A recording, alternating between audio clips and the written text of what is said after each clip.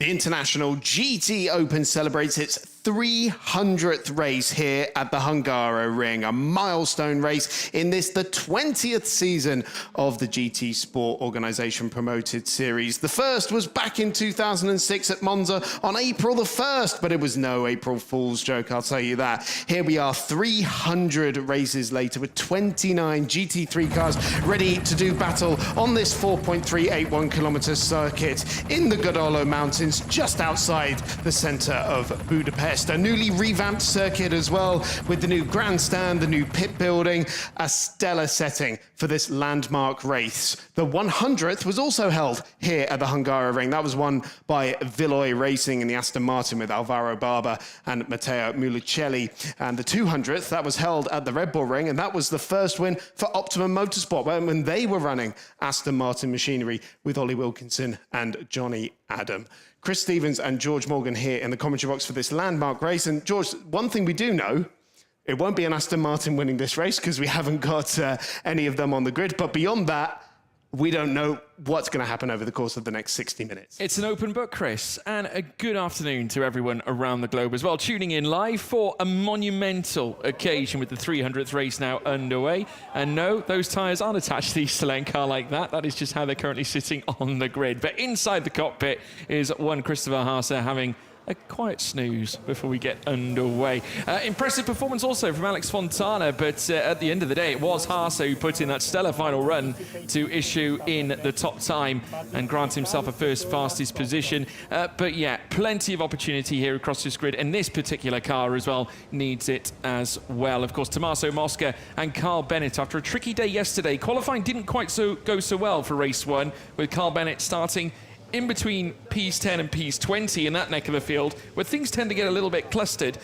Mosca, on the other hand, inside the top three. But this pairing, Tom Empson and Tom Leben, first time winners yesterday here in the International GT Open, bringing Elite Motorsport their first GT3 win as well, in the only car they own in GT racing.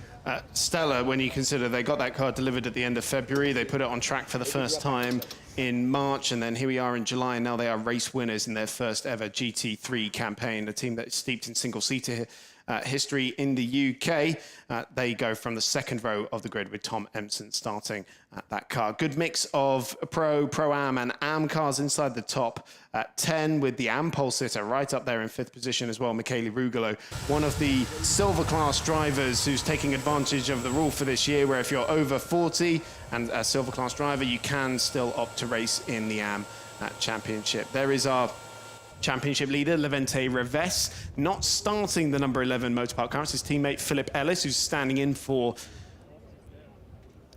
Maxi Gertz. Fabian Schiller also being stood in for by Lucas Stoltz. And then another of our Pro-Am cars here is Aaron Walker. We've got 4 Pro-Am cars line astern on the grid, actually, from Aaron Walker, then Lucas Dunner, Fabio Babini, and Dominic Baumann, championship leader in that category. Difficult day for that SBS crew yesterday. Only one solitary point for them after a 10-second time penalty for Dominic Baumann. It was deemed he rejoined the circuit unsafely in a last lap incident that did involve Alex Fontana, who's going from the front row of the grid, and prevented the Swiss racer from starting or from taking the checkered flag. Fabio Babini also waiting to lock horns with the rest of the grid, heading into the start of this fascinating race that we're going to be having here at Hungaroring, and obviously has won everything pretty much that is needed to win. Of course, competing in ALMS as well as the 24-hour series in the Middle East, and also various years in the GT Sport Organisation, not just in the International GT Open, but also GT Cup Europe, as we head down to 11th place with Dominic Baumann, who was right in the heat of the action coming out of turn 5 yesterday. And now let's move across to Greystone GT, who have had certainly their fair share of bad luck through the course of the campaign so far. Ever since that sterling weekend back at Portimao to open up their account for the championship, becoming race winners, opening up as the leaders of the championship coming out of round 1, and then all of a sudden it went rather sour coming through Spa and elsewhere too. And here are now, for the first time, Pro-Am winners through the course of this season, ISR Audi, Salicada and Milotta. Yesterday's Pro-Am race winner as well, Barron Motorsport, on their return to the GT Open there as well. Of course, they'll take handicap in this race after that. But, George, yeah, speaking of heat, I know you've been sat in the air conditioning a little bit longer than I have. I've just come from the grid, and I can tell you it is roasting out there. We have to look at the track temperature. Track temperature, 53 degrees out there. Pretty sure it's the highest all weekend. Definitely, that is the highest it's been all weekend. And it's so contrasted to this morning when it was nice and chilled. It wasn't cold, but the track temperature was barely nudging 30 at that point. And the air temperature shot up as well. And it's just, everyone's baking in the Hungarian sun out there at the moment. The fans who have come out in droves to enjoy the pit walk and all the access that you can have here in an International GT Open weekend. The pit lane was a flurry of activity during the lunch break. Everybody meeting the drivers and being shown the cars. They have all really been braving these conditions, and a big thank you to everyone who's come here this weekend. We hope you are staying shaded and hydrated, but now things are going to hot up on the track for sure. Question marks over the Oregon team. Their two Lamborghinis still not where they want them to be. They're starting 19th and 20th, Antoine Tocan and Robin Rogalski respectively. Now the number 19 did manage to score a decent haul of points yesterday.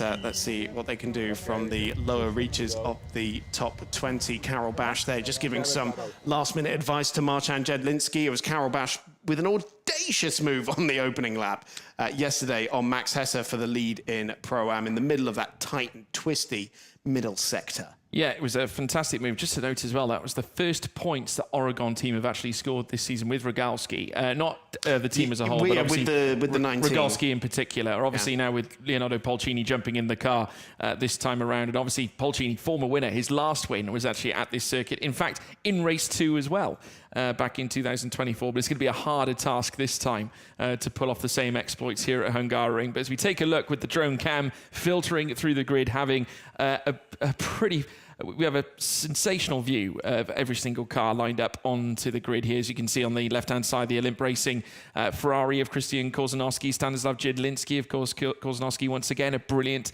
effort in qualifying to at least put himself in the position for MP2 on the grid so far. There's the two Oregons. Of course, Oregon with their brilliant record of winning at least once in the last 3 years here at Hungaroring.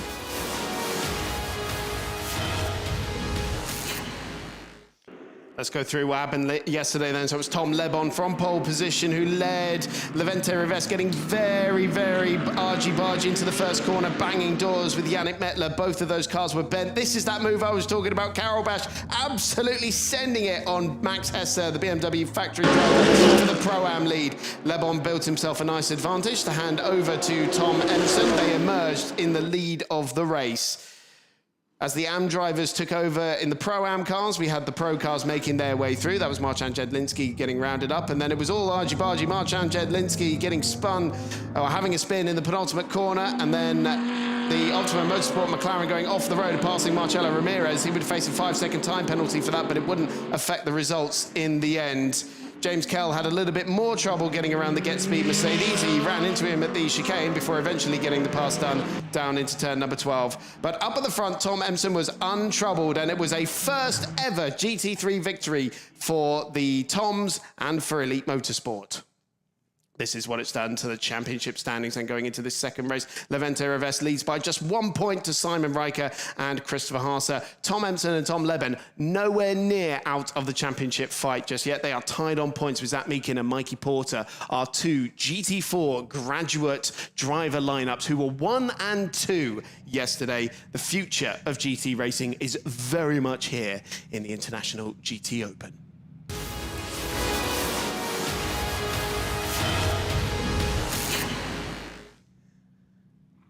It's time to race then. 60 minutes of action to come in race number 2 here at the Hungaroring, and Christopher Haase peels away on the warm-up lap. He'll have Alex Fontana for company on the front row of the grid. Can't imagine they'll need too much work to get temperature in the tyres. 53 degrees track temperature, like we said, but the pace car lead in the field around as we see the fantastic new facilities here at this Budapest circuit. Of course, the Hungarian Grand Prix to come in just a few weeks' time. Here's how they line up on the grid. Christopher Haase in the East Talent Audi, the reigning champion, alongside Alex Fontana, the Pro-Am leader in the car collection Porsche. Then comes Tommaso Mosca in the AF Corsa Ferrari, another Ferrari on the grid from Elite Motorsport. yesterday's race winners, Tom Emson. Michele Rugolo on AM pole position for AF Corsa, and then Philip Ellis in the championship leading Motorpark Mercedes. Then comes Lucas Stoltz in the Bartone Bros Get Speed Mercedes alongside Aaron Walker, also from Get Speed.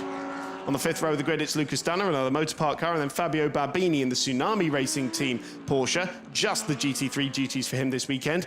Pro-Am Championship leader Dominic Baumann goes from 11th, and then James Kell in the Greystone GT McLaren. Seventh row of the grid is Philippe Salacada. Pro-Am winners in Hockenheim for ISR, and then Eduardo Bacci in the car that won in Pro-Am yesterday from Barron.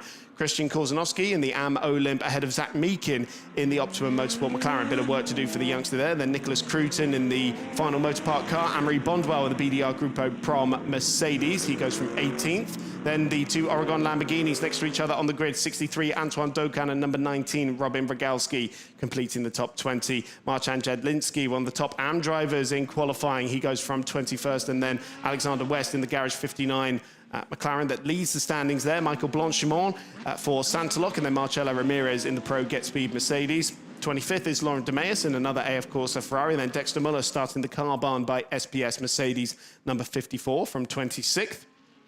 Joko Malczarek will be handing over to his son in the second of the ISR cars. Antal Zigo will be handing over to Max Hesse in the Racing Trevor BMW. The M4 Evo making its debut here this weekend. And Alfredo Hernandez in the second BDR Gruppo Prom machine lining up at the back of the grid. George, 60 minutes of racing to come. What are we expecting? Well, I would say expect the unexpected, folks at home. It's going to be a very busy getaway. Obviously, Christopher Haase leading the line. You'd anticipate him getting the early jump, but you can never count out Alex Fontana at all. And many, of course, note him as being one of the fastest drivers on this grid, and for good reason. He is certainly that. Tommaso Mosca, obviously, AF Corsa Ferrari really need a big run here today. It's been a long time since AF Corsa have tasted victory at this circuit. Last time it was Vincent Ambril and Louis Pret who did it back in 2020 in race 2 here at Hungaroring as well. But otherwise, as well, will be on the likes of Michele Rugolo in AM class. He'll be handing a crossover as well. And what can the two Toms do given the handicap? 2x2 formation around the final corner. Christopher Haase in the white and red Audi on the left of field. The black and gold Porsche on the right-hand side as we wait for the lights to go out. And for the 300th time, we go in the International GT Open. And Tom Emson already taking grass on the left-hand side of the circuit. But it's a good start for Haase. He'll lead into the first corner. Tommaso Mosca challenging for second place on the inside of Alex Fontana, who breaks very, very late, side by side between the Italian and the Swiss. And it's the Porsche that runs out wide on the exit of the first corner. That should give the advantage to the Ferrari, who just chops across the nose into second place. It's Haase, Mosca, Fontana, and Dominic Baumann has stormed up the order from 11th on the grid. Great start there for Baumann. Obviously, the better start, I would say, for Fontana over, or should I say for Mosca over Fontana, as they now kick up the grass on the left-hand side of the track, coming out of turn 3 and now uphill through towards turn 4. Laurent Demeus there in shot as well, right in front, just trying to peel his way through over the crest there. The Greystone GT comes under fire from Fabio Barbini as well, so James Kell has got to have his guards up as they look to fight over the positions heading inside the top 10. It's still wheel-to-wheel coming through turn 6 and 7. The Elite Motorsport Ferrari, I think, is actually turned tail and actually dropped down through the order now, so is now featuring down in 9th place just behind Lucas Stoltz, as now Haase peels through into the final sector, leading comfortably with Mosca now in second place. Oh, look at that, Get Speed having a little moment there, just veering off track. But back on ahead of the Optimum Motorsport McLaren. Walker was one of many cars that was cutting the turn 7 element of the chicane. But what an awful start for Tom Emson from 4th down to 9th. We saw him on the grass at the start of the race. A couple of cars kicking up some of the dust. Oh. The Optimum Motorsport McLaren of Zach Meakin going wide on the exit of turn 12 as well. He's mired in the pack there as he's got Eduardo Bacci around the outside of him in the Barron Motorsport Ferrari. More cars kicking up dust as they come through the penultimate turn. But all in all, things very, very clean. I would love to see a replay of Baumann's start. An astonishing first lap from him, and of course that puts him right on the tail of his class leader as well. So it's Christopher Haase who leads at the end of lap 1 by 1.6 seconds to Tommaso Mosca. Then the top 2 in Pro-Am, Alex Fontana and Dominic Baumann. Philip Ellis there in 5th position ahead of Michele Rugolo, and then Philippe Salacada, who's really had a good rise in the ISR Audi as well. Lucas Stoltz, Tom Emson and Fabio Barbini completing the top 10. Carl still scrambling for position as further down. This is amongst the AM runners in Pro-Am. We're on board here with Dexter Muller, who's got Marcelo Ramirez right in front of him in 24th and 25th. Still, cars are kicking up the dust there through turn 3, both on the apex and on the exit as they're exploring the limits out there. I imagine things are going to be getting very hot and heated inside these cockpits today. Absolutely. Robin Rogalski also all over the back of Zach Meeking. They were sort of showing off, heading down through towards turn 1 as they peel through turn 6 and 7 once more. Tom Empson now on a road to recovery. He's trying to hunt down after Lucas Stolz at the moment, who's in 8th. Philippe Salacada not doing a bad job either. Currently sat at the higher end inside the top 10 with 7th place. A little bit of work to do. Michele Rugolo, though, still the leading AM and taking his car through to the front end of the order as they now cruise down through towards turn 12. Still Haas around in front and has built a gap now of 1.7 seconds. The last lap was a 1:47.916, which of course was 2 seconds quicker nearer of the realm ahead of Tommaso Mosca over the last lap. So it's really developed in his favour. Christian Korzanowski has got past James Kell, so a very good move there for Christian. And unfortunately for Greystone GT, looks like they're currently in the midst of a bottleneck with Lucas Dunner, Aaron Walker and Eduardo Bacci now looking to try and find a way through as they now start the next lap. Haas leads now nearly 2 seconds to the good with Mosca in second, trying to keep Fontana behind.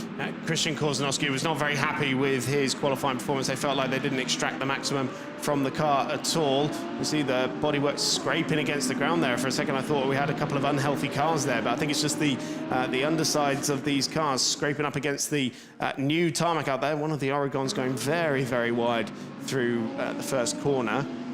Yeah. I think that might have been Robin Rogalski, who was taking a very unconventional line through that first corner. And then we've got Michele Rugolo, who has got quite a bit of company behind him. Remember, that's an AM-entered car that won yesterday as well in that category ahead of the Garage 59 crew. I expect those to close up in the second half of the race when the second drivers take over. It's almost a sort of balance out there, but definitely, of course, we've got that quicker driver in that car at the moment. As I said at the top of the show, Rugolo is a silver class driver, but if you're over the age of 40, you do have the option to still compete in the AM Championship here. Yep. 4 cars fastest in the speed trap as well at the moment. Tommaso Mosca, one of those, and also joining him, Michele Rugolo, Tom Empson, as well as Robin Rogalski. Quite a few of those driving the Ferrari machinery. Of course, 3 out of the 4 of those being Ferraris that are fast in the speed trap, with Rogalski, of course, driving the Lamborghini as well. As we watch as the 21 of Michele Rugolo makes his way through turn 12. Christian Korzanowski getting a bit too close there to the dirt on the inside and kicking up the earth on the inside of turn 12, coming in towards turn 13. Haas once again trying to develop that lead advantage, now starting to encroach on 2 seconds. It was 1.8 over the last lap whilst we were at this portion of circuit before, so now starting to peel away now as we saw in the distance. Tom Empson having a wide moment coming out of turn 14 too as they come down in towards turn 1 again. Haas now with in behind Mosca, who's trying to defend against Alex Fontana. Fontana was actually a little bit more aggressive in terms of the taking the Tiger line. Now looking to the inside now as they beckon down towards turn 2. Look to the inside again from the car collection Porsche. Dominic Baumann taking a wide sweeping line in order to cut down in towards turn 2. That could yet help him close up to these 2 cars currently battling over second place, but Mosca doing enough to hold station for now. Of course, these 2 cars not in the same class, but Fontana, if he feels like he's being held up by Mosca, he'll want to get ahead of him and pull further away from Dominic Baumann as well, which is the car he's really racing out there. If you're new to GT racing, it's red for the pro cars. Those are all pro lineups, so either silver class drivers or above inside those cars. The blue is the Pro-Am, so 1 pro driver and 1 bronze driver, the sort of gentleman class drivers, and then AM for the all bronze lineups, except for the exceptions that we alluded to earlier with Michele Rugolo, for example. And so some of these guys, there's no regulation about you have to run your pro driver in this session, your AM driver in this one. Unlike other competitions, you can do whatever you want. So Fontana, Baumann, and Salacada and Babini and Dunner and Walker and Bacci, they're all the pros in those Pro-Am cars. I'll be handing over to the AMs, but the other blue-coloured numbers you see there, they're the AM drivers in their category. So they'll be handing over to the quicker driver during the driver change window, which opens in about 17 minutes' time. Yep.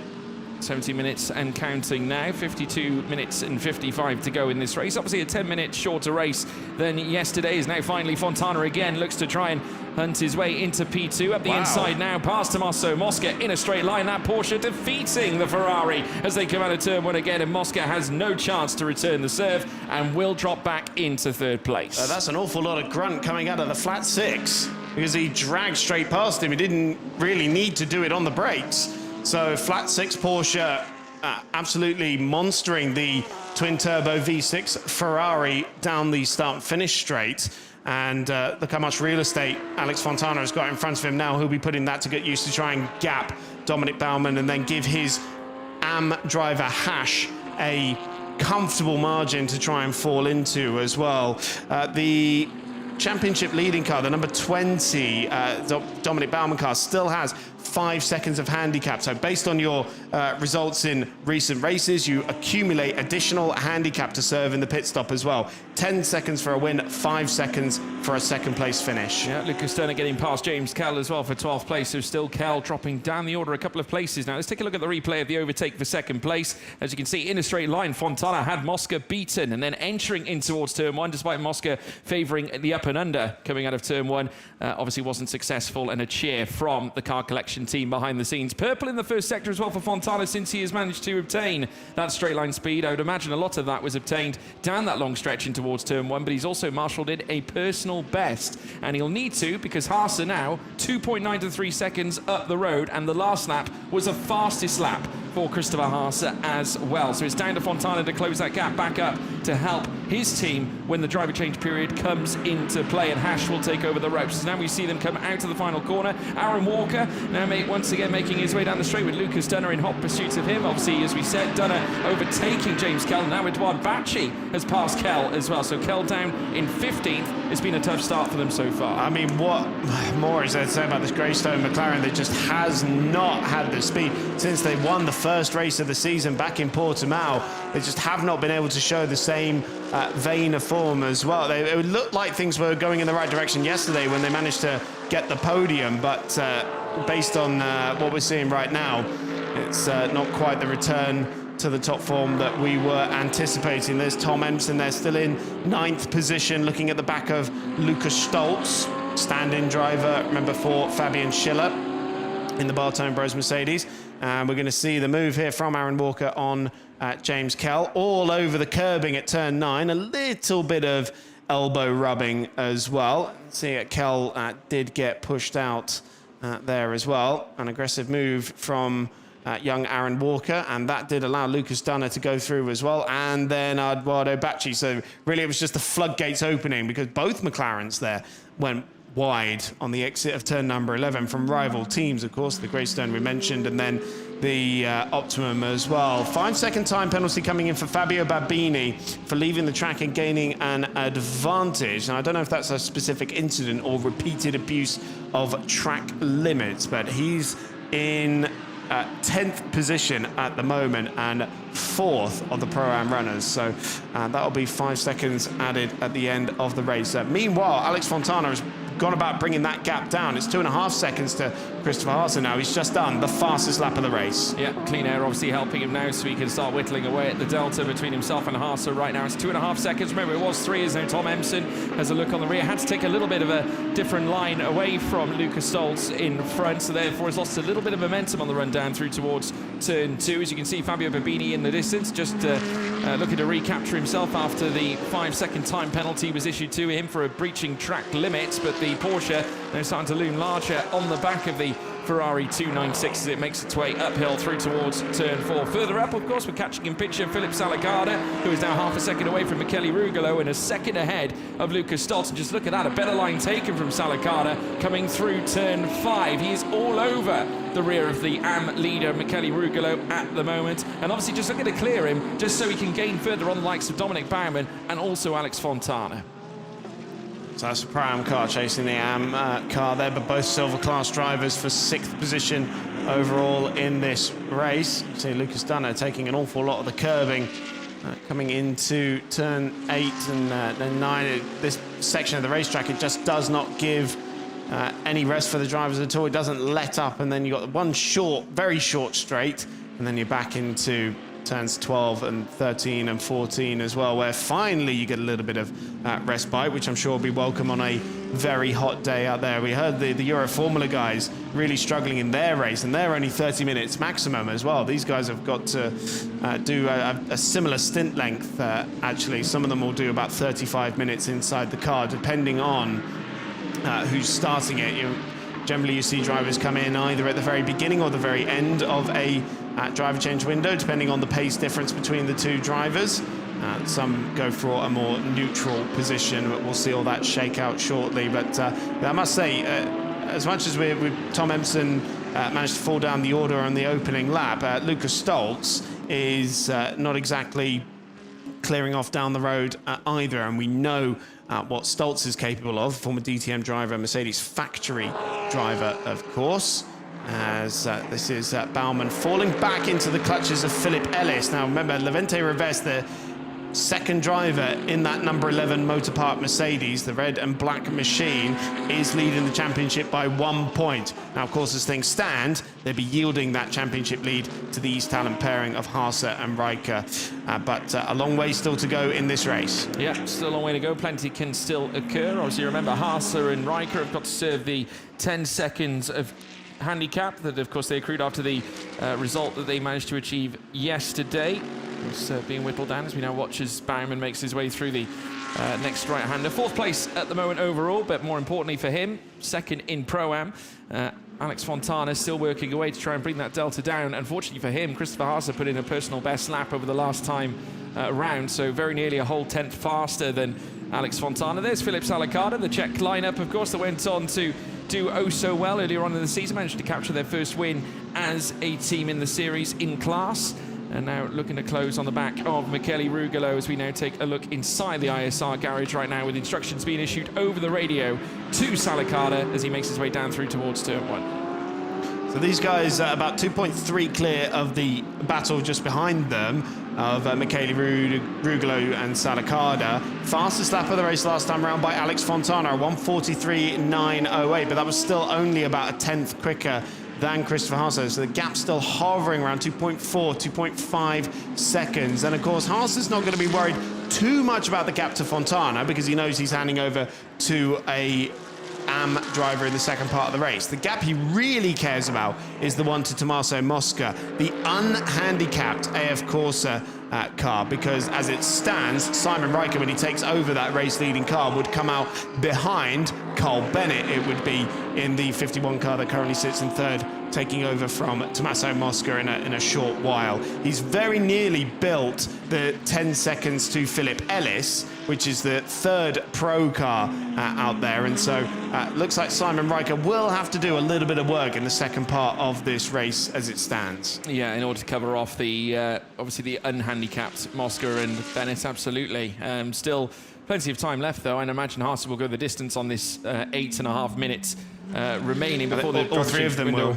Opens up. Yeah, no doubt. As we now see what looks to be the Santalok Audi meeting the combination of Marcin Jedlinski, Karol Bash, the treble 7 Audi. That's coming through turn 6 and 7, where it gets very, very tight. Hard to fit two cars through that moment, and it is indeed Michael Blanchimont who has moved past Marcin Jedlinski for that P21 position. That 8th in Pro-Am, but if that wasn't track limits, I don't know what is, really. I would dare say that will be reported to the stewards for overtaking off the racetrack, because that curbing, inviting as it is not technically a part of the racetrack. Tom Empson still sitting in the wheel tracks here of Lucas Stoltz. Fabio Babini just in behind. Remember, he's got that 5-second time penalty for leaving the track and gaining an advantage earlier on. Empson in the car that won yesterday. Still keeping Lucas Stoltz very honest out there as well. Yeah, Babini coming downhill as well out of turn 3 as he looks to try and close up to the back of the P9 sitter Tom Empson, who is still working on Stoltz, as you so rightly say. He comes over the crest now, heading in towards turn 5. With Salicata now 9 tenths away from Rugolo, and Rugolo starting to displace more and more away from Philip Ellis now. So that AM car is now started to reach the front end of Salicata's Audi more and more now this time, as we now watch them coming out of turn 6 and 7, heading in towards the final sector. Again, 7 minutes to go until the driver change window opens, and we'll see the great circus now start to envelop with obviously second drivers moving in and replacing those that have done the opening stint. There's Christopher Haase, 2.4 seconds. That has stabilised so far. Over the last lap, though, I will say the last two, they've gone in Haase's favour. Last lap may not have been a personal best on Haase's account, but the last one before that was. And he's still currently lapping quicker, even though by a tenth, maybe a few thousandths, but still faster than Fontana so far. And they're dropping Tommaso Mosca quite nicely as well. It's so what the gap is when he gets over the timing line. It's about to update. 4.3 seconds now. Tommaso Mosca lacks behind Alex Fontana in third position there in that AF Corsa number 51 machine, which right now is one of the best placed cars in this race for Carl Bennett to take over, and you would imagine would come out in a net lead amongst the pro runners, and then it'll be up to Carl Bennett to clear any of the AM cars that managed to pip him out of the line. But this is the best performance we've seen all year so far from the pro-entered AF Corsa car, because it was an entirely new lineup for them this year after the departure of Nicola Marinangeli, moving back into single-seater competition in the FIA Formula 3 Championship on the F1 support bill, and Vincent Abrel, of course, continuing on his duties with AF Corsa elsewhere, and actually a sub-in driver for Jamie Stanley this weekend. He'll be out in the second part of the race in one of their Pro-Am cars that Laurent Demeus is currently driving down in 27th overall. But this Pro car, easily the best performance we've seen so far from them. It's only been points so far from them, and we haven't really said they're 7th in the championship going into this weekend, but no podiums to their names so far. But that could change so far today if Carl Bennett, the former Isotta Fraschini hypercar driver in the World Endurance Championship, can bring this one home. We've got the car currently in the hands of Tommaso Mosca, a multiple Italian GT champion, racing with the likes of Arthur Leclerc last year. And Antonio Liuzzi. No, it was Giancarlo Fisichella. I knew it was an Italian former Grand Prix driver. Giancarlo Fisichella and Arthur Leclerc. So in very good company over the last couple of years, racing in his native Italy. Yeah, absolutely right indeed. Of course, Giancarlo Fisichella is still very active in the world of sports cars, and most notably in Italian GT as part of his home nation, as now we see as the 54 of Dexter Muller now makes his way through the final two corners. Of course, he's got the sister ISR Audi leading this train of cars right now, and as now Muller makes his way around the right hand, he's got Jurko Malczarek in front of him, with then a massive gap with Alex West in 23rd place, but the gap there is 5.4 seconds between the two. Jurko Malczarek, the dad in a lad and dad combination, that wild card second ISR Audi, but Jurko, the former Deputy Prime Minister of Slovakia.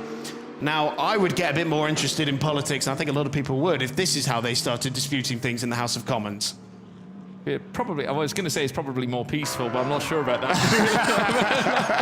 So, can't imagine it is. But yes, as we now watch them peel uphill, coming out of turn 3 and then heading up through towards turn 4, riding on board with Dexter Muller once again as he looks to flick the wrist, heading through the next left, coming out of the fourth corner, now coming in towards turn 5, where he's going to try and hug that inside line in order to close the gap here on Malczarek on the run down through towards turn 6 and 7 in the Audi R8 LMS. GT3 as it now peels through. We'll see him behind as well, Marcelo Ramirez. That was an aggressive corner cut there on part of Jurko Malczarek. Look how much he gained. I mean, he skipped over the second part of turn 6 and 7, just coming through turn 7 like it didn't exist. He just went straight on through. What an ambitious line that one was. Wow. Indeed, a warning has flashed up for track limits elsewhere, but I haven't seen the 23 number pop up just yet, but I don't think it'll be too long before we see that pop up. Dexter Muller, we can see just in front of us, has been accruing handicap lately, thanks to his and Yannick Mettler's very impressive podium run so far this year. In the races they've contested, they didn't do the Spa 500-kilometer race, but of the races they've contested, only in one that they have not finished on the podium in their class. Marcelo Ramirez, very much a rookie driver in terms of GT racing, who we were just on board with. He only started racing a couple of years ago in NASCAR Mexico, and now trying his hand at GT racing. Another fastest lap of the race done by Alex Fontana last time around, and that's brought the gap down to 2.2, but at this rate wouldn't really be troubling Haase, I don't think, anytime soon. Maybe by the time they come into the pits, which will be in about 10 minutes time. The pit window will open for activity in under 2 minutes time, but we're expecting these guys up at the front of the field to hang this out for as long as humanly possible, as Tom Empson trying to undo the damage from the race start. They're all over the grass on the run towards the first corner, and keeping that black Mercedes. Dipping two wheels into the gravel there. That's slightly different from previous years, where the gravel has been brought much closer to the racetrack in order to create more natural deterrence for track limits, and it's working a treat out there. It's not the first time we've seen a car actually head into the gravel trap coming out of turn 12 through turn 13, and so I'm sure it won't be the last either. But Tom Empson looking to close on the back of Stoltz. Bad news for Dexter Muller, who has been overtaken by Marcelo Ramirez for 25th, and that is a pro car against a pro-am entry of Dexter Muller, Yannick Mettler. So we watch Tom Empson coming out of turn 1 now, chasing after again.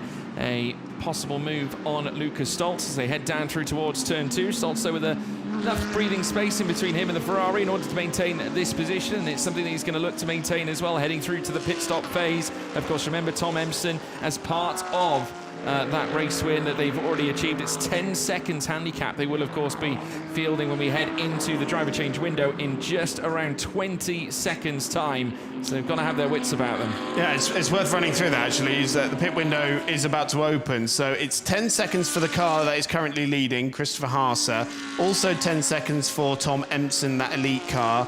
10 seconds for Dexter Muller in the car barn by SBS car. 10 seconds for the Pro-Am winner yesterday, Baron Motorsport. 10 seconds for the Garage 59 AM McLaren of Alexander West. And then 15 seconds for the AM leader, Michele Rugolo, when he hands over to Gino Fulgioni. And then 5 seconds for the Optimum McLaren, the number 4 machine of Zach Meekin, and also 5 seconds for Dominic Baumann and Valentin Pierberg in the SBS Mercedes in 4th position. Yeah, coming around the final corner, so they now race down through towards turn 1 again. Mosca now 6.1 away from Alex Fontana here at this stage. And Mosca's just had his last warning for track limit, so he's got to keep it neat and tidy, because, of course, he's already 8.5 seconds behind Christopher Haase. He's very nearly pulled the 10 seconds he's going to lose to this car when he does his change. This is an early stop here for Motor Park. So they've got Phil Ellis out of the car early on. I think because they knew he was in traffic. We saw a few teams try this technique yesterday. If you're in traffic, there's really nothing you can do around here. It did work wonders for Greystone. It worked for East Talent in Portimao as well. Also coming in, Tom Empson in the Elite Ferrari as well, handing over to Tom Lebon. James Kell also in the Greystone McLaren. So Dean McDonald will be taking that car to the finish. The McLaren factory driver, hoping for a bit of redemption after that very late puncture at the Spa 24 Hours, cost him a gold class win just a week ago. Marcelo Ramirez also handing over to Ralph Aron here. You just see Dexter Muller pulled in just in front of him as well. Michael Blanchimont, that's the Pro-Am car from Santaloc, handing over to Marcus Pavru. Carol Bash getting aboard the Olymp Audi as well. Vincent Abril about to get aboard the AF Corsa Ferrari as well. It's all go in the pit lane. It is. It's very busy. Vincent Abril now stepping in for Lauren DeMeus. Obviously, plenty of other activities as well. Paul Cheney is in the 19 Oregon Team Lamborghini, of course, the 2022 champion, after making the doing the start for yesterday's race. It's now his turn to take the afternoon stint here in the International GT Opens. We now rejoin our race leaders. Christopher Haase, of course, is going to take the mammoth, should we say, length of this stint. Looking just to try to pull out a gap to at least the cars behind. Mainly, I would say, Tommaso Mosca and Carl Bennett further back, with Alex Fontana still in behind. In comes as well the treble 7 of Marcin Jedlinski, Karol Bash. In fact, they're just about to leave, so out goes Bash now to rejoin the circuit, and they are in a massive Pro-Am battle at the moment. They're going to be looking to try and build the delta with Bash, always a furiously fast racer behind the wheel of that Audi R8. I think that's the first time the lead gap has been under 2 seconds since the start of the race. It's 1.8 now. Fontana's continuing to close into 0.4 out of Haase on that previous lap. Also coming into pit lane now is Edoardo Bacci in the Baron Motorsport Ferrari, and Zach Meakin in the Optimum McLaren, and one of the Motorpark cars as well. I imagine that's Heiko Neumann. No, sorry, it is the number 13 machine. So Nicholas Krutin handing over to Robert Visoyu, the Romanian. So this will be the closest thing he has to a home race this season. Of course, Robert Visoyu came out of retirement at the start of this year after 7 years on the sidelines following his Formula 2 campaign back in 2017. Philip Baron, great to have him back as well.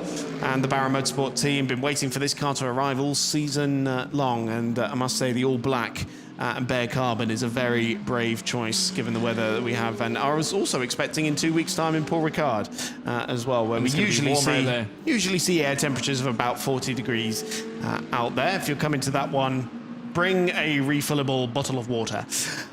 Haase across the line then to tick off lap number 16 in this race. And let's check in with the lead gap. And, well, Fontana lost a heap of time in traffic on that one. So it was a 44.4 for Haase, a 45.4 for Fontana. So he lost a full second on that lap, and that was just in the traffic.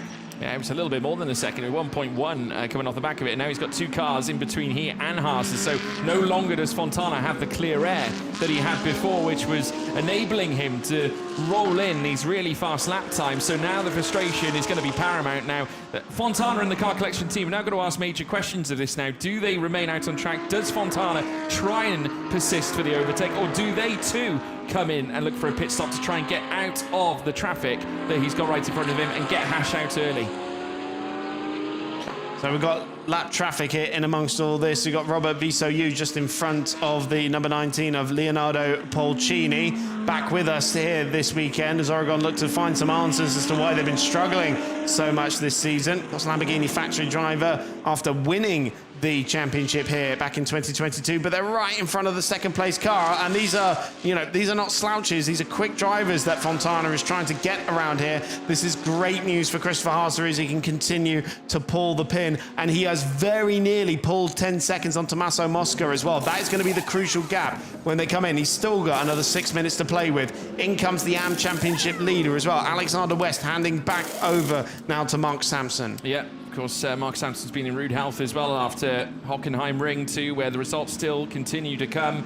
Obviously, Garage 59 was celebrating on 2 levels because obviously Marvin Kirchhofer and Thomas Fleming won the 2 overall races in Hockenheim, and then obviously the AM class victories also went away as well to Mark Sampson, as Dean McDonald now punches in the fastest lap of the race as he rejoins the circuit. Remember, early pit stop for Garage 59, much like they did in yesterday's race, but this time they've got the, should we say, their main driver, Dean McDonald, obviously behind the wheel of it this time, and he will be looking to enlist fastest lap after fastest lap, as will Carol Bash, who's just nailed in the fastest one of all with a 1:43.287. Yeah, he's gone even quicker out there, 43.2, and actually scratch that. No, scratch that. Vincent Abril has now done the fastest lap of the race as well, 43.1, getting dangerously close to Christopher Mee's lap record around here. Tom Lemon's purple on the first sector. Yeah, Le Bon's flying out there as well. Of course, took pole position yesterday. Don't forget, still though, Alex Fontana has not cleared these 2 cars, and he lost 1.4 seconds on the previous lap because of this traffic. And so the lead gap now 4.4 seconds to Haase. This is really killing his race, and he's be losing time to Dominic Baumann in amongst all this as well, who's in relatively clean air. In comes the 63 Antoine Dokan, handing over to Artem Petrov. Christian Malczarek, the son, now taking over from the father in the 23 ISR Audi, going for Pro-Am honours there, of course. And this is a move for position with Polcini trying to get past Robert Visoyu. Dean McDonald is the next car up the road by about 10 seconds. And Fontana is going to have pressure from behind as well, because now Mikey Porter in the Optimum Motorsport McLaren has arrived on the scene as well, while these guys are squabbling. And so he's actually racing Polcini and Visoyu for position, and Fontana is just trying to get around him. I mean, we've seen people in traffic try and come in early, but is that really an option for Fontana? For a Pro-Am car, it might not be as good of an option as we think. Tommaso Mosca now officially 10.1 seconds behind race leader Christopher Haase. So if Haase were to pit now, nail the pit stop, not lose any time at all, Simon Riker would come out ahead of the 51 car in a net position once they do their stop, of course. Tom Leben, you mentioned there, was going very quick on his previous lap. He's just done the fastest lap of the race, a 43.0 out there now for the young Briton. We can't forget as well, with the fact that Haas is being given clear vein to move, obviously with Fontana not boxing just yet, we've got to obviously factor in the likes of Levente Ravesh, Tom Leben as well at the end of this race, and also Dean McDonald to a certain degree, because of course they've already stopped, so they can now move their way up through the order. If Mosca now starts to, you know, should we say, peel away, obviously he's going to get hoovered up with Fontana as well being ahead of him. It's going to condense the entire field, so it's a huge opportunity now for the likes of Ravesh, Leben, McDonald, and if Leben keeps on muscling in these laps as now Fontana loses out to the Optimum Motorsport McLaren, the number 4 peeling through of Mikey Porter, and now Car Collection on another wrong end of the sword here this time. So this is just hemorrhaging time for Alex Fontana. Porter went right around the outside. I mean, it almost looks like he's got a problem. He seems to be limping almost as Alex Fontana, because look at the gap that was a pretty easy move. And he's gapped him so significantly. I wonder if Fontana's about to peel right into the pit lane. It didn't look like it, did it? He's got another 3 minutes left. Going. So he can do one more lap before he has to come in. But I'm not sure what the strategy is here for Car Collection. And look how much time he lost. He lost nearly 3 seconds to the race leader, Christopher Haase, because he's been stuck in this traffic, and then Mikey Porter just going around him like he wasn't even there.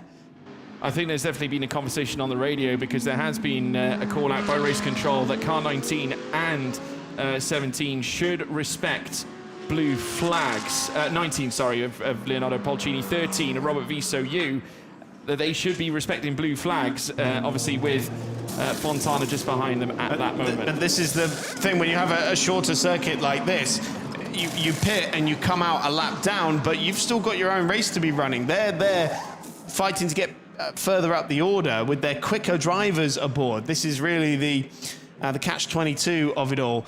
More action in pit lane. The 21A, of course, the ISR rider we saw in there. Anthony Bartone taking over the Get Speed number 9 car. Also, Johanna Zelga taking over the Tsunami car from Fabio Babini, and Lewis Michael Dorbecker now aboard the BDR Gruppo Prom car that was started by Amory Bondwell. The pace for Fontana on this lap so far has been good, because he's got relatively clean air in front of him. So I wonder to back off and then push like hell, but unless he's proving a point. But he's not going to gain in that, I don't think. No, I think maybe this is him proving a point, maybe to race control or something, just to say, well, if I gap off and then I close back up again, and it's the same result. Maybe he just wants to give himself one good lap to come into the pits like he is now. But again, there is no benefit, and now Hash is going to be stepping into the car. This is going to be an extraordinary fight for the Pro-Am lead. And race leader Christopher Haase into pit lanes. He disconnects the radio there, ready to hop out of the car. We can see our lollipop guy waving us into the box, and the pit board that you cannot miss out there, as we see the tyre swap as well for Car Collection. In comes Tommaso Mosca as well to hand over from Carl Bennett. So all things being equal, despite the 10 seconds of handicap that car is about to be serving, he should still come out ahead, should Simon Riker, because it was 12.4 seconds when they last crossed the timing split. So this should still be in East Talent's favour. We'll see when they come out. Obviously, they change out the number 20 SPS team as well. Valentin Pierberg, the AM driver, getting aboard that championship-leading car. Stanislav Jedlinski taking over the Olymp car here. Steve Jans taking over from Aaron Walker in the number 6 Get Speed car. And finally, Heiko Neumann taking over from Lucas Dunner in the 65 Motorpark Mercedes. They were winners together in the Road to Le Mans just a few weeks ago. Absolutely. Battle still continues, though, in this part of the track coming out of Sector 2. It looks like some of the end of the wing mirror is now somewhat disconnected on the right-hand side of the Optimum Motorsport McLaren. As now out comes. Right, okay, so Hash now leaving the pits. He's ahead of Simon Riker, now heading in towards turn 1. So Hash now ahead of the Easterland Racing team. Out comes Carl Bennett as well out onto the circuit in the 51 AF Corsa. And Levente Reves, in accordance to our timing screen, and now currently first fastest in the classification with Anthony Bartone moving through. Well, I'll wait for that to update in the last. I'll wait for them to go for a timing split because when they go through the first timing split, it was a little delayed yesterday. But Hash out there ahead of the erstwhile leading car, but that is an AM driver, so it is Hash leading, then Simon Riker. We would anticipate Riker to be able to get around Hash. He's already onto the back of him, but the crucial thing is he's come out ahead of Carl Bennett. Levente Reves up into a net 3rd place now, basically. Well, 4th position once they get around the Hash car. And again, ambitious lines through turn number 7. But the early pit stop there for Motorpark, the number 11, that again, working wonders for them and for the number 9 Get Speed car as well, because they've moved up plenty of spots. This is the lead change here. Hash going wide on the exit of turn number 9. Simon Riker goes through, no problem whatsoever. East Talent back into the lead of the race, and now finally on course for their first victory of the season for the reigning champions here in the GT Open. They finished 2nd in almost every race so far this season, and now it looks like if Simon Riker can hold this together for the next 22 minutes or so, it'll finally be the first victory. But still plenty of time for things to change. Of course, Carl Bennett will have to get onto the back of Hash. This is the move again, just ran a little bit wide out of turn 9 and then ran the outside at 10. Riker just pushing through. Of course, Riker leading the East Talent team's Nürburgring 24 Hours Challenge, and I'm told Peter Riker, his father and the team boss over at East Talent, has caught the 24-hour bug now and wants to go and do a few more of those. This is Dean McDonald getting around Valentin Pierberg. So Dean McDonald, the McLaren factory driver who took over the Greystone GT car, getting it past the AM driver. So that is McDonald up into 7th position. That's worked for them as well. They've moved really far forward in this pit stop phase with that early box.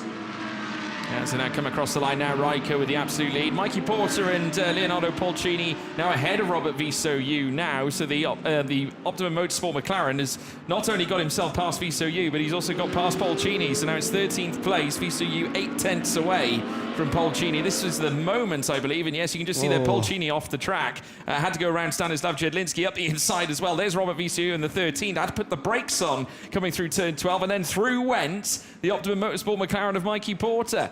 And then took position in P13. There's Simon Riker, though, at the top of the shop, and I'm sure if this one comes home victorious for the first time this season, then Peter Riker will be swinging his crutches around, obviously on crutches this weekend with a little bit of pain in his foot.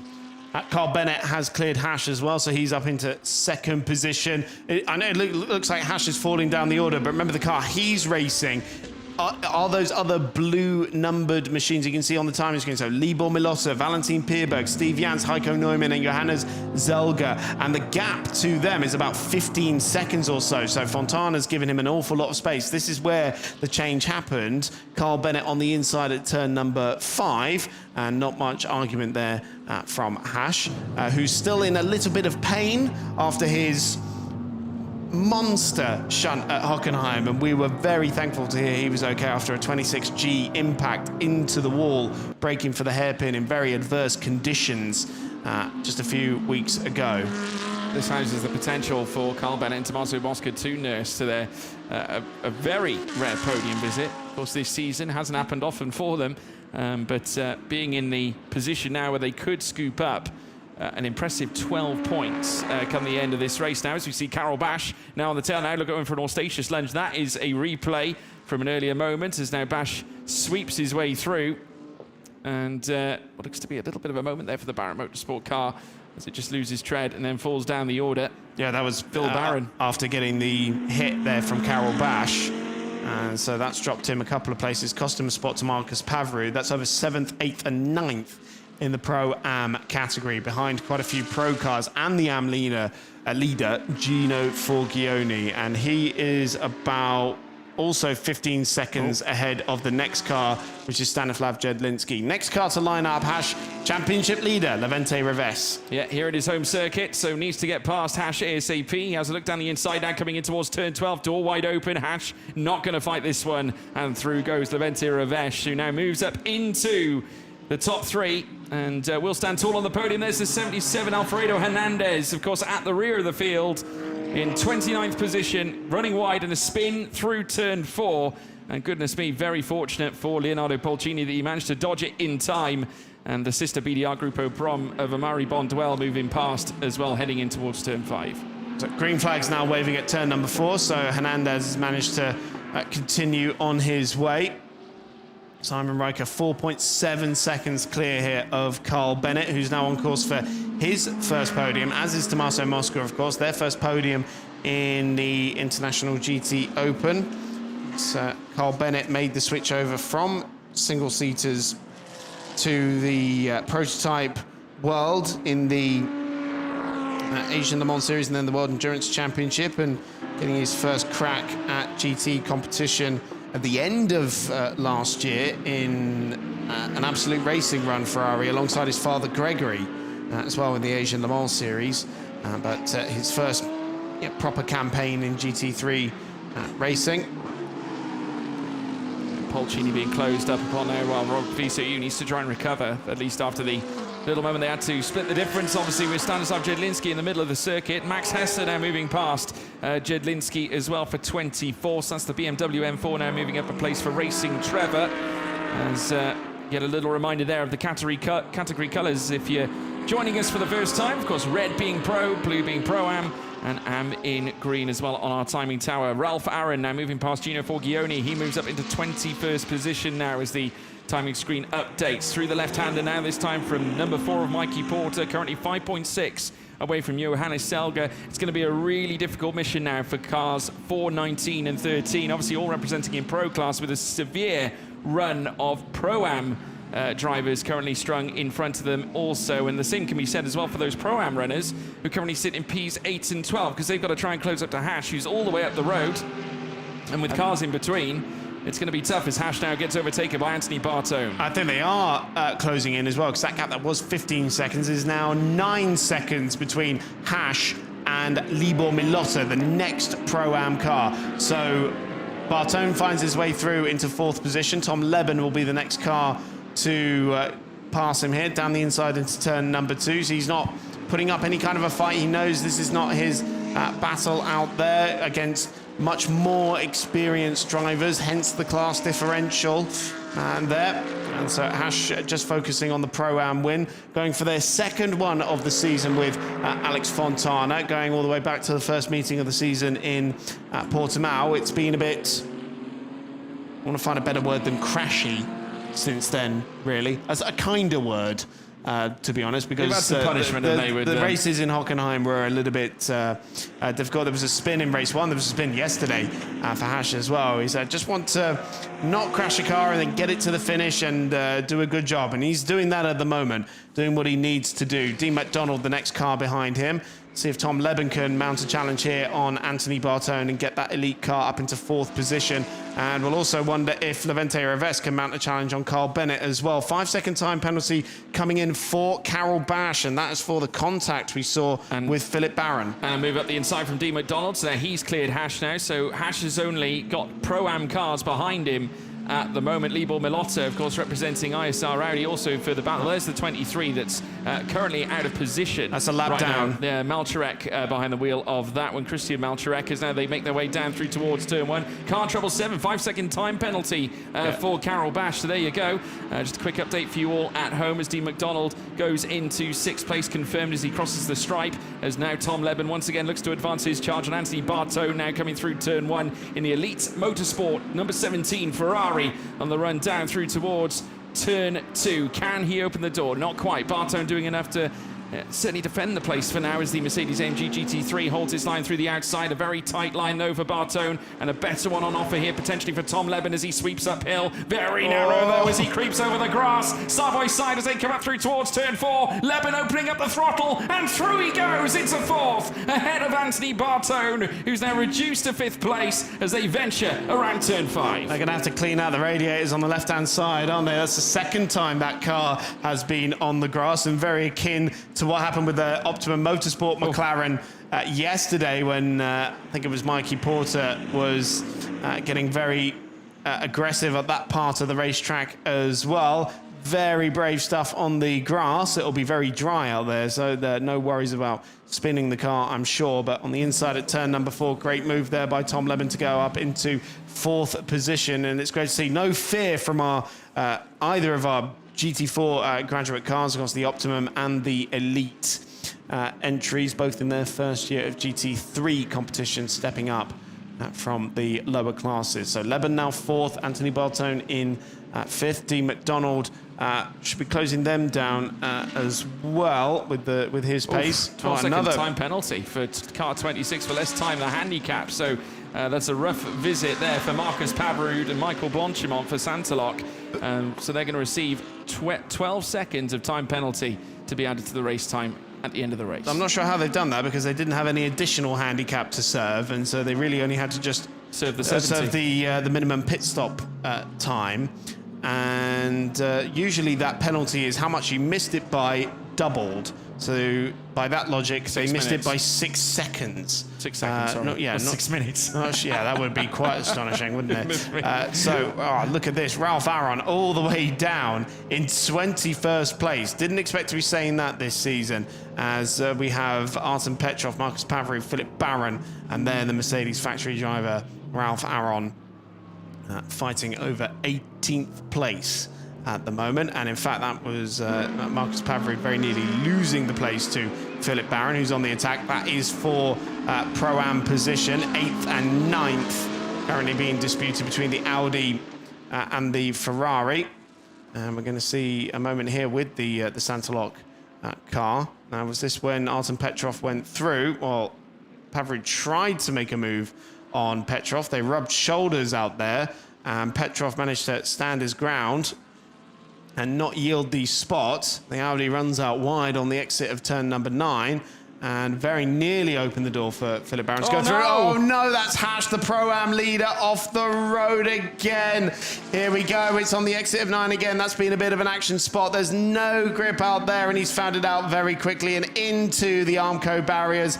Big damage on the front end of the Porsche, which of course is where you find a lot of the cooling fluids on that rear-engined machine as well. And so that now puts Libor Milotta into the lead of Pro-Am, ahead of Steve Jans and Valentin Pierberg. Libor Milotta for ISR could be a second victory of the season for them after their maiden one just a few weeks ago. But for Hash, it has all come undone once again. Yeah, misery there for Hash, and that is, of course, 3 races running where he's experienced certainly some certainly unfortunate moments out on track. Elsewhere, though, this Pro-Am battle has now opened up massively with Libor Milotta now currently leading the way, because Steve Jans is only 6/10 away. Valentin Pierberg as well, 6.2 seconds back. Whether he can close up, I'm not quite sure. We've got some side-by-side as well. Further up here is the 92, looks to make its way up the inside of Philip Barron, in on Marcus Pavarud, as they now run out of turn 1 and then down through towards turn 2. Phil Barron now switching to the inside as they cruise through and towards the second corner here on this track of the first sector. He's going to try and creep and peep his way past Pavarud, but Pavarud now marshalling off the charge, so they will remain as they were. But great effort from Phil Barron. Really sticking it to the Audi here, and Ralph Aron just trying to find a way through. Of course, that car that was started by Marcelo Ramirez. And can Aron make a move here? We've got no points on offer this far down as well, so he's fighting for pride more than anything. 10 minutes to go in the 300th race of the International GT Open that started way back in 2006. Here at the Hungaroring, currently it looks like it's going to be a maiden victory of the season for East Talon, but plenty of battles to be decided further down as Leonardo Polcini makes the move there. on the inside of the Robert Viso-U Motorsport Mercedes, and then gets into the back of Johannes Zelga, one of the Pro-Am cars that is 5th in class at the moment. Polcini, did he give it another little hip and shoulder there? I think he did, because Zelga runs out wide and Karol Bash follows the Italian through on the inside. So it's all getting a bit heated out there. This is a throwback certainly to a very aggressive Leonardo Polcini that we saw went to the title back in 2022. Just sticks the nose in. It's very pointed on that Lamborghini Huracan GT3, and that was exactly what he needed to do to beat back Nick Moss and Joe Osborne, as well as now around the outside comes Karol Bash as two great drivers come together. Contact there between Robert Viso-U and Johannes Zelga coming in towards turn one. Robert Viso-U coming out in front, but it's side by side now between Karol Bash and Leonardo Polcini. These two will know each other very well after coming together as well back in 2022 and also 2024 last season, but Polcini having his number as they creep out of turn 3 uphill towards turn 4. Well, Polcini and Viso-U could be in trouble here, because not only was the contact bad in and of itself, but race control takes a fairly dim view of pro drivers bullying their way past the bronze drivers, the less experienced runners out there. Karol Bash really trying to get this move done for 12th place. For Bash, it is currently 5th in Pro-Am, and doesn't really gain much by passing Leonardo Polcini, I'm afraid. Still outside the points. Yannick Mettler also up as well. He's just moved up a place in his own right, so a place gain for him. The Pro-Am battle still being disputed, though. Libor Milosa only 0.8 of a second ahead of Steve Yance. So it's ISR versus Get Speed in that battle. Remember, the Steve Yance and Aaron Walker, number 6 car, second in the Pro-Am Championship coming into this weekend. And I dare say the results of this weekend, that might put them ahead of them, although they do have the Valentin Pierberg car just behind them as well. I'll have to do some mental arithmetic on that one. So it's pretty close for the lead in Pro-Am. That's 7th and 8th overall as it stands. Now only half a second, actually, less than that, separating Milosa and Yance when they just went over the timing line. As we continue to follow this battle, Ralph Aron down in 19th position, looking at the back of Philip Baron, who's still trying to get this move on Marcus Pavarud done.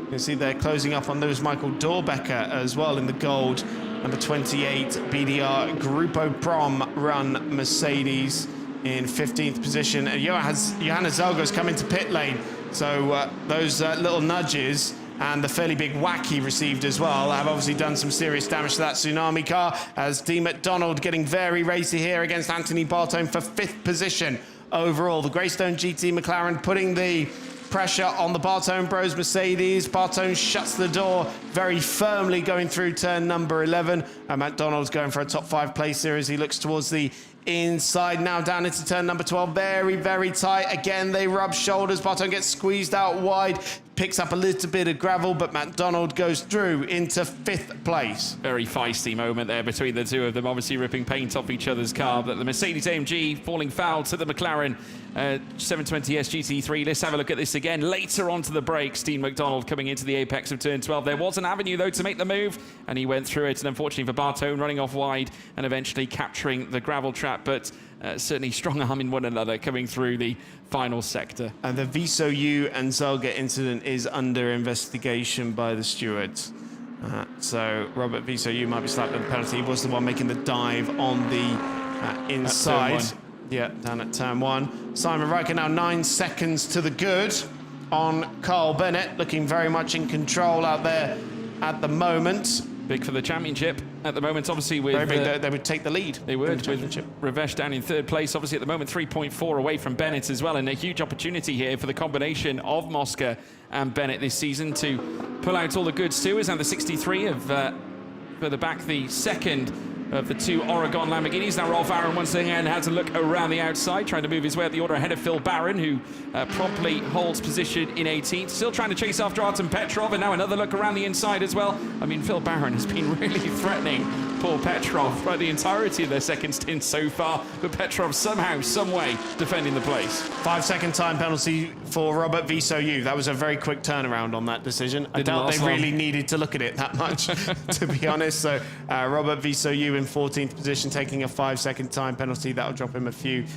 places. Markus Pavrud has been able to clear Artem Petrov in this battle, so he's up to 16th. And now in, well, I was about to say relatively clean air, but Lewis Michael Dorbecker only about a second up the road. Plenty taking liberties with the track limits over at turns 6 and 7. That's the real hotspot of activity. Maybe we need to put some gravel traps down there as well and get the natural deterrent back there. Still, Steve Jans is staring at the back of Libor Milota as well for the lead in Pro-Am.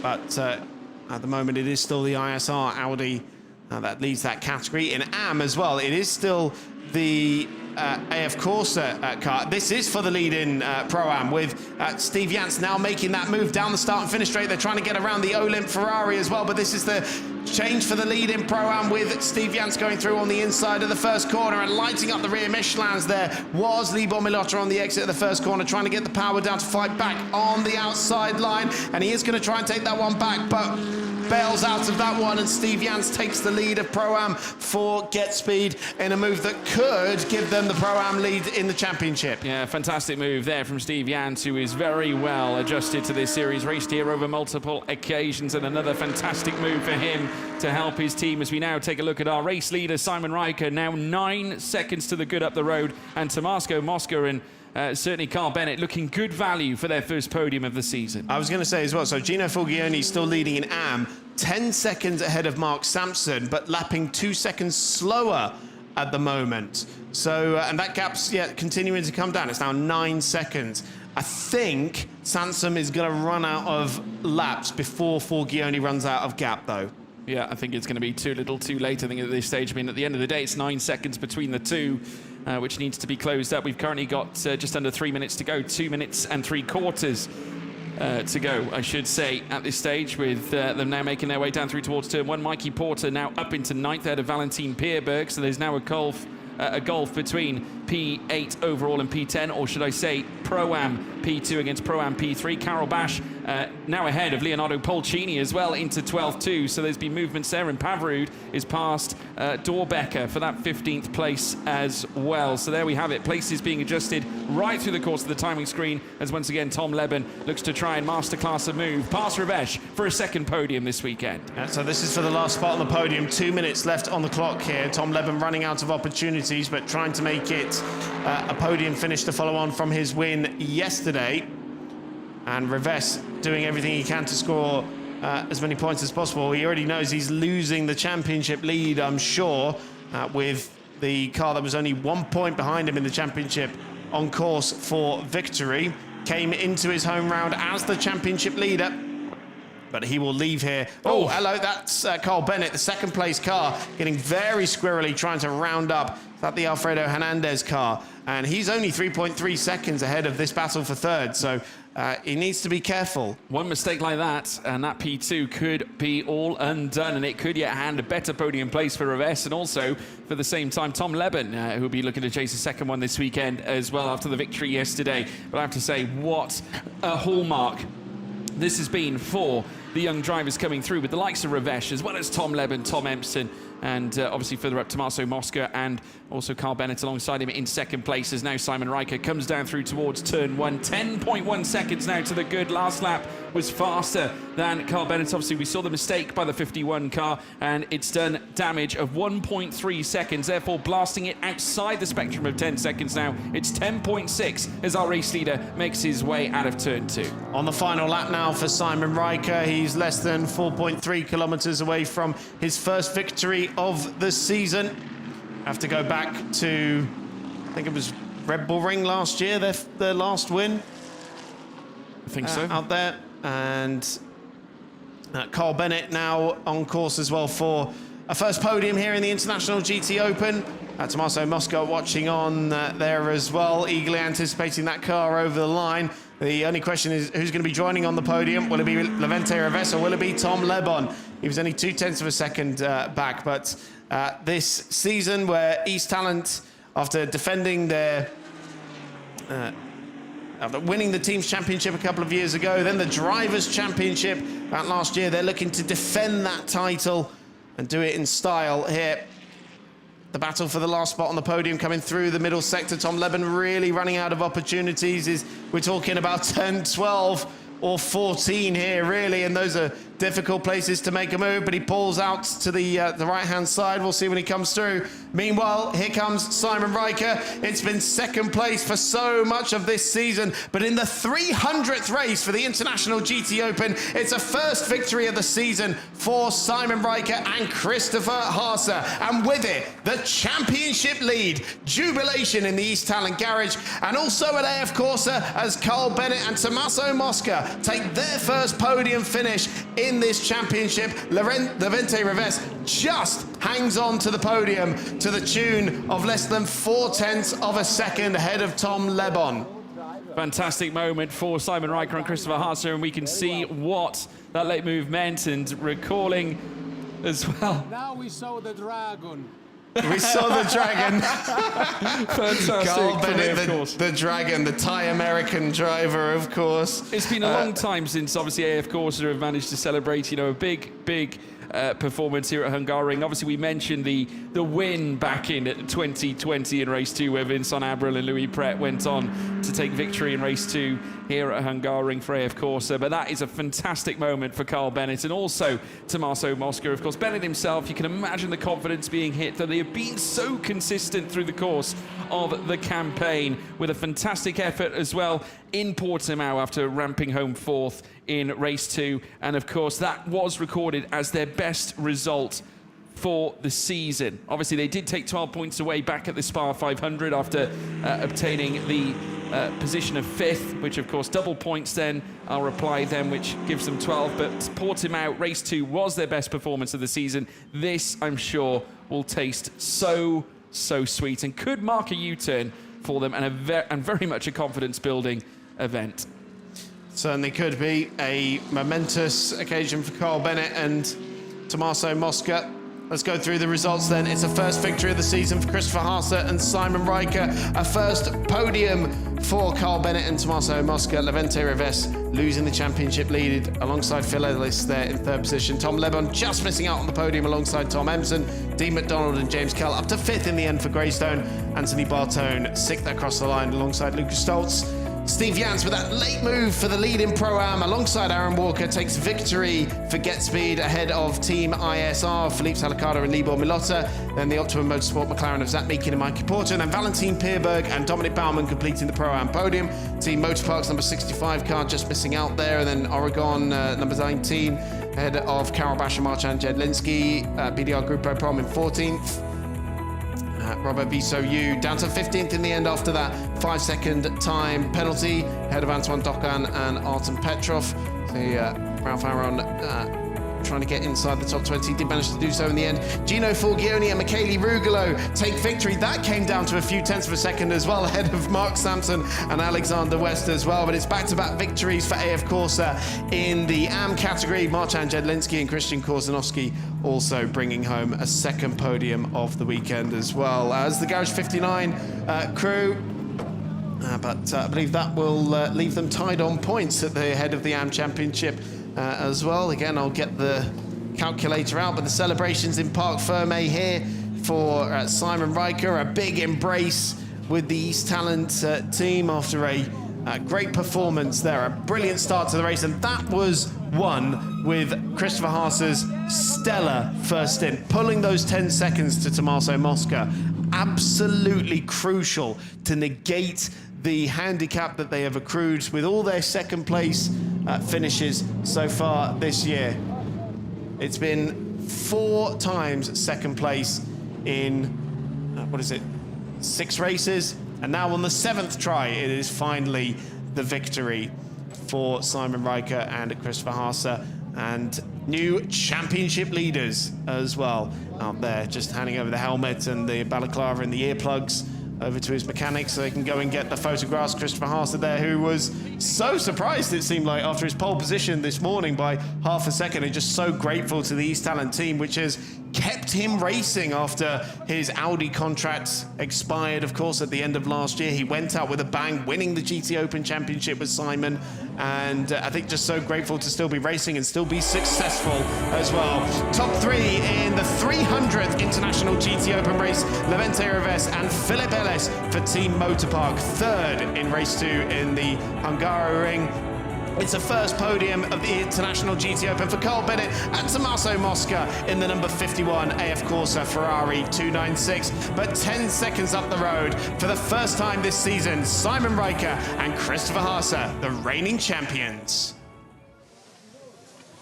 Yes, and we have the winners of the 300th race of the GT Open, and the reigning champions, and first success of the year. So, how was it, first stint? Well, it was was a tough race. Was hot again, but to be fair, it's a proper win for us.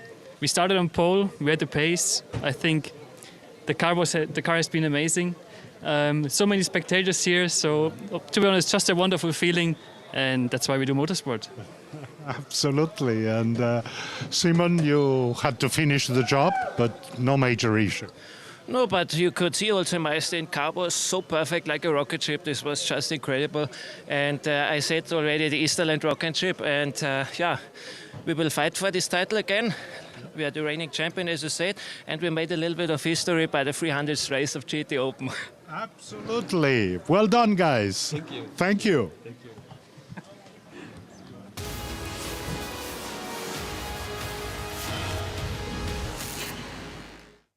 Highlights then from the 300th International GT Open race. Christopher Haase starting from pole position. He led. It was Tommaso Mosca and Alex Fontana banging wheels at the start of the race. Both of them running wide on the exit of the first corner as Haase built up the advantage, the necessary advantage to try and beat the other pro car of Tommaso Mosca as Alex Fontana found his way back through into second place, trying to give Hash a good gap to fall back into. Haase pulled the 10 seconds he needed to negate the handicap he picked up when he handed over to Simon Riker. Coming out ahead of his pro runners, Simon Riker still had to do the move on Hash, the Pro-Am leader, but he managed to get that done on the outlap and hold on to the lead of the race.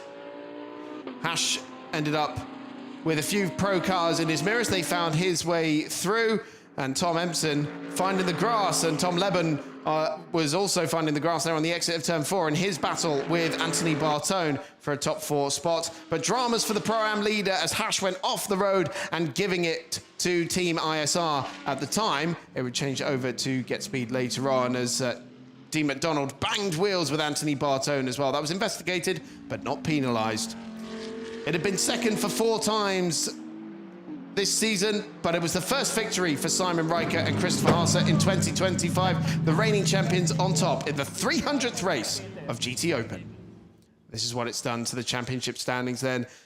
Christopher Haase and Simon Riker now lead by 4 points over Levente Reves, Tom Empson and Tom Leben, 22 back from the leaders, Zach Meekin and Mikey Porter, just further 6 points back there as well. And that promotes, of course, Carl Bennett and Tommaso Mosca after their first podium as well. The Thai American, the Italian, now 5th in the standings, 40 back from Haase and Riker, as we now enter the second half of this 2025 campaign. We certainly do, with Paul Ricard next. Obviously, it's going to be a very warm occasion there as well. We witnessed Levente Reves as well as Philip Ellis, now standing tall on the third step of the podium. We will, of course, now be witnessing for the first time Tommaso Mosca and Carl Bennett standing tall on the podium as well. A brilliant visit for the AF Corsa team. But our winners of the 300th International GT Open race, it's Simon Riker and Christopher Haase, your victors here at Hungaroring. 5 times on the podium, but the first time this season on the top step. 4th as well for Levente Reves and the East Talent representative. I see Peter's ditched the crutches for this moment, but here's the Austrian national anthem.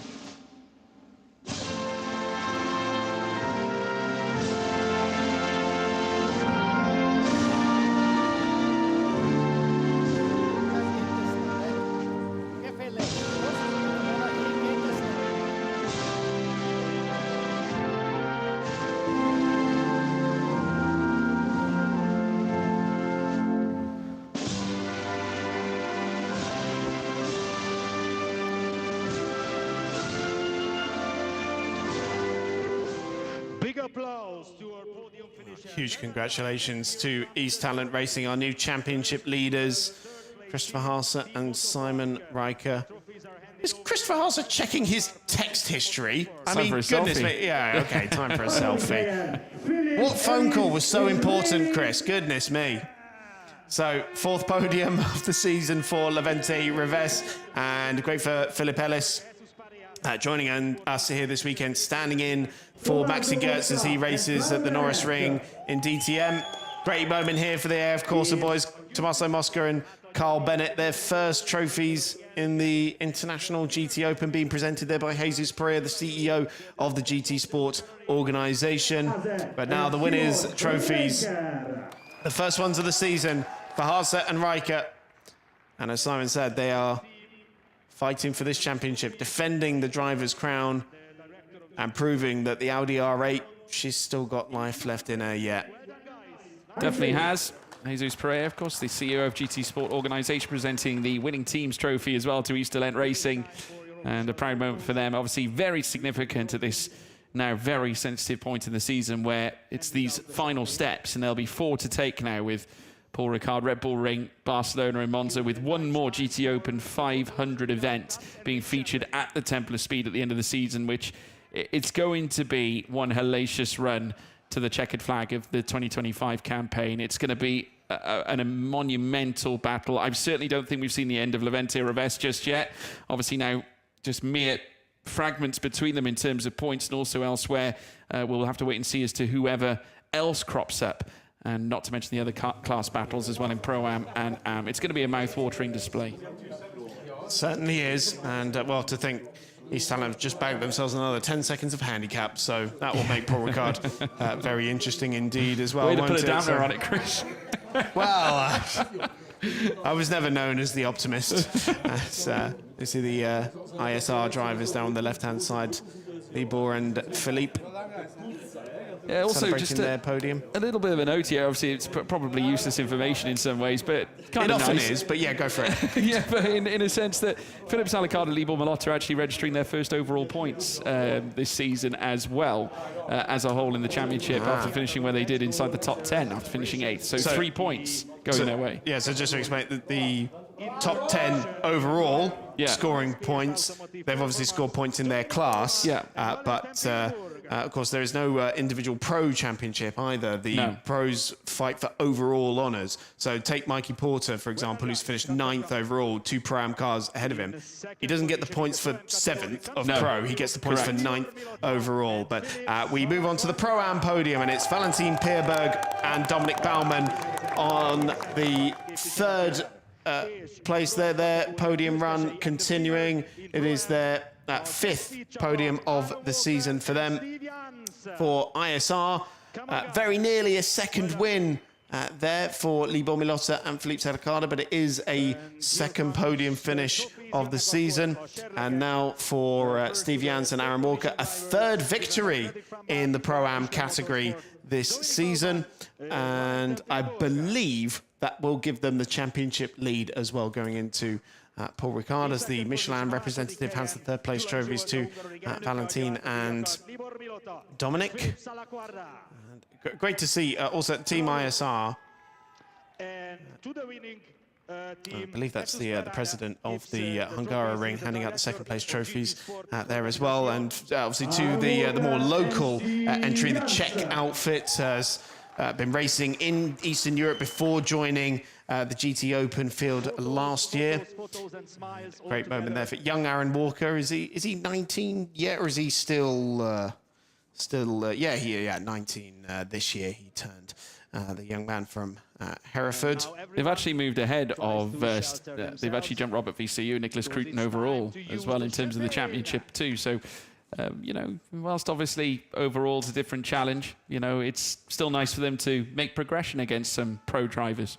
Certainly is. Great to have Steve Jans back with us as well. The Luxembourg driver, one of the fastest bronze drivers out there in the field, and he proved that today by passing Libor Malotta on the racetrack. And some great news for Adam Osaka's Nürburgring-based Get Speed team, coming away with victory in their class.